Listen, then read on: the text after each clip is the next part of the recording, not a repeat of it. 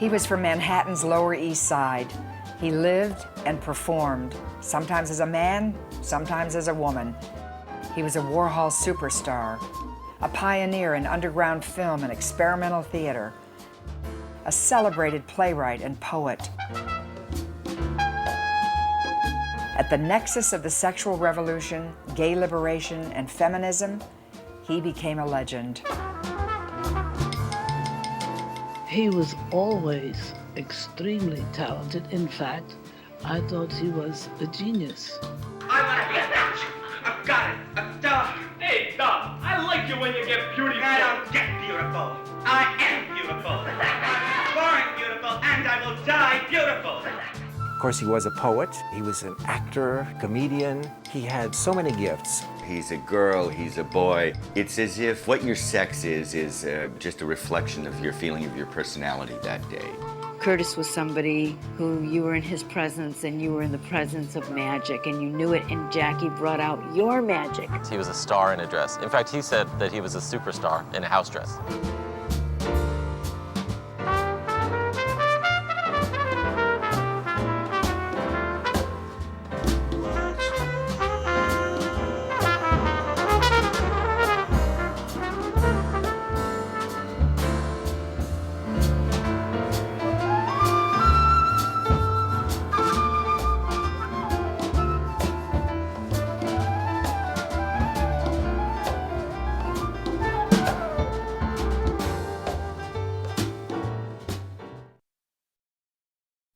But Curtis was like the little prince.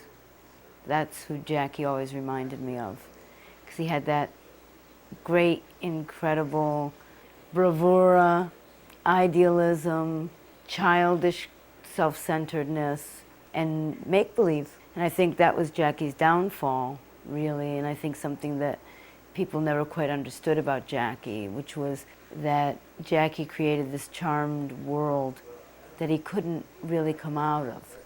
You know, Jackie grew up on the Lower East Side. Jackie grew up in a slum environment. It was a very kind of guys and dolls world that Jackie came from. You know, his grandmother, Slugger Ann, was a speakeasy keeper. His mother and Aunt Josie were both taxi 10-cents a dance girls.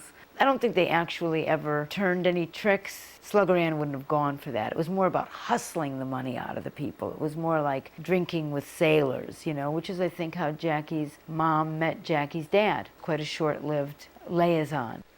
On a hot summer day, I was shooting Andy, and this young kid walked up to me. He had a football player's physique, and he said to me in this voice, he said, "Look, hello, I need some photographs. My name is Jackie. Would you like to take some pictures of me? And you know, Andy wants me to star in a film about him. I'm going to play Andy as a boy."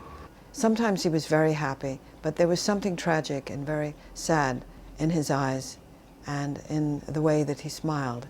He was all alone in the world. His parents had divorced. They had started other families. He was living with his grandmother, and he was pretty much alone in the world, and he was making his own way. And I photographed him. The best shots I ever had of him were against this wall. You know, he was starting his career. He was on television. He met all these fabulous people, you know, and he wanted some kind of a life. He had run away when he was very young and lived with a model in a loft. But he said he went back after a few weeks because he got scared. He really, really wanted to break out on his own, but he kept being frightened. He told me he was fat and bullied as a child, and he developed a way of dealing with the bullies by cursing. And he said, they said, "Oh, what a mouth he has, how dirty, don't have anything to do with him." And so he cursed and swore, and everybody kept away from him. And then he grew into a very handsome, very good-looking young man with a definitely tragic air about him. As early as I was doing my first communion, Curtis had been in drag the night before. He shocked my grandmother, my mother, my aunt, needless to say. But the next morning, he was bright and early in St. Anne's Church, being my godfather. I'm an Episcopal priest in the South Bronx of New York, and I'm Jackie Curtis's brother. And at first, frankly, was very ashamed that such a person was in my family.